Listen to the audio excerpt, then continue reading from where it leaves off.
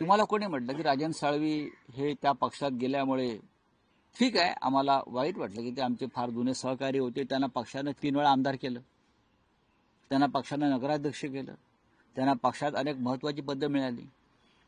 पण माणूस सत्ता गेल्यावरती जो तडफडत राहतो याला आम्ही शिवसैनिक म्हणत नाही. स्वतःला ते शिवसैनिक समजत होते ना बाळासाहेबांच्या कडवट. बाळासाहेब अनेक काळ सत्तेशिवाय राहिले आणि त्यांच्याबरोबर आम्ही सगळे सत्तेशिवाय राहिले. आमच्या स्वप्नात सुद्धा नव्हतं की आम्ही कधी आमदार खासदार होऊ.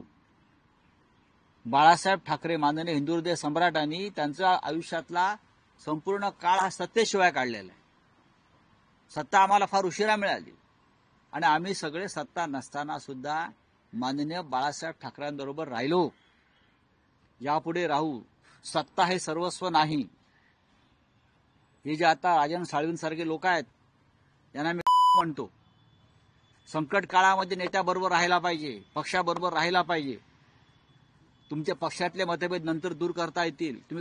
तुम्ही काही कारणं देताय जाण्याची. तुम्हाला पक्षानं, तुम्ही राजन साळवी आज जे दिसताय राजन साळवी म्हणून तुमची किंमत आहे ती शिवसेना या 4 अक्षरामुळे. तुम्हाला शिवसेनेनं नगराध्यक्ष, जिल्हा प्रमुख 3 वेळा आमदार केलं नसतं तर कोण राजन साळवी किंवा कोण अमुक अमुक अमुक. आम्ही कोण संजय राऊत कोण. आमच्या मागे शिवसेना ही 4 अक्षर आहेत म्हणून आम्ही आहोत.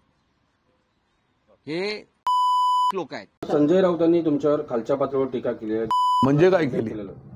राजन साळवी हा नाही असताना तर अनेक उदाहरणं मी ते देऊ शकले असते, पण ते कुठे उदाहरण देऊ शकले नाही. शिवसेनेचे नेते आहेत, त्या नेत्यासारखंच वागावं असं माझ्या ठिकाणी म्हणणं आहे.